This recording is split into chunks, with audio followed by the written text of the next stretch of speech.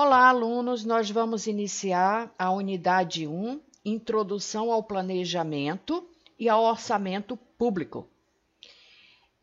Quando nós falamos de orçamento público, a gente precisa falar um pouco sobre a questão da administração pública. A administração pública, ela existe, a gestão pública ela existe, a atividade pública ela existe para poder ter uma sociedade organizada, garantindo os direitos de todos e que as pessoas possam viver de maneira urbana, de maneira organizada, respeitando as normas e os procedimentos, que são as formas mais adequadas para as pessoas viverem num determinado país. Então, a administração pública é que viabiliza esse equilíbrio, ok?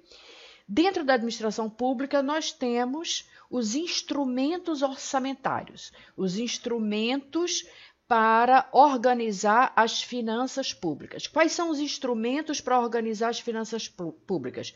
Plano plurianual, lei de diretrizes orçamentárias e lei orçamentária anual.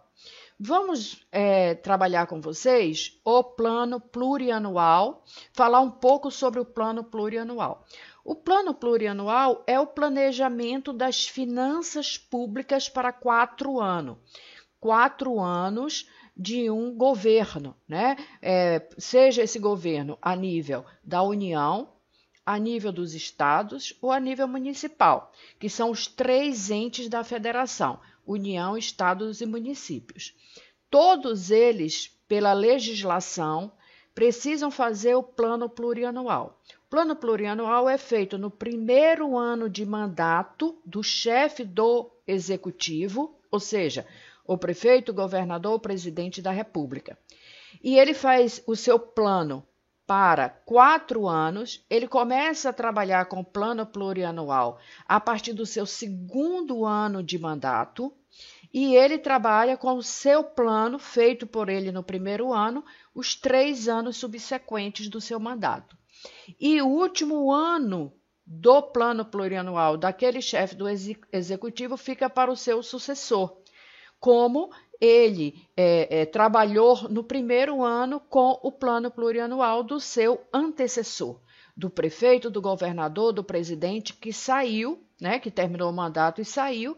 Ele trabalhou o primeiro ano com esse plano e vai trabalhar os 3 anos com o seu plano e fica 1 ano do seu plano para o governante seguinte. Por quê? Para que não ocorra descontinuidade das ações públicas, as ações que vão viabilizar a saúde, a educação, saneamento básico, segurança pública. No plano plurianual é que vai ser estabelecida a programação do governo. A programação. Quais são os programas que aquele governo vai trabalhar? Programas esses que serão na área social e na área econômica. A administração pública tem 2 pilares de trabalho.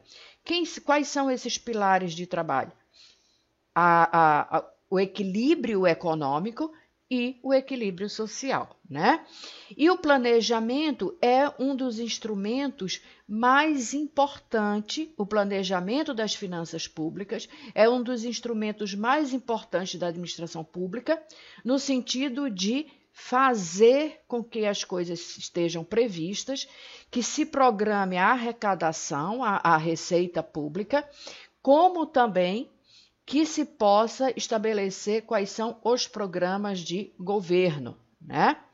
Então, dentro da administração pública, a ordem hoje é planejamento, orçamento, e a gestão é que vai fazer o equilíbrio entre aquilo que foi planejado para 4 anos e o orçamento público, que é a lei orçamentária anual, que é para cada ano.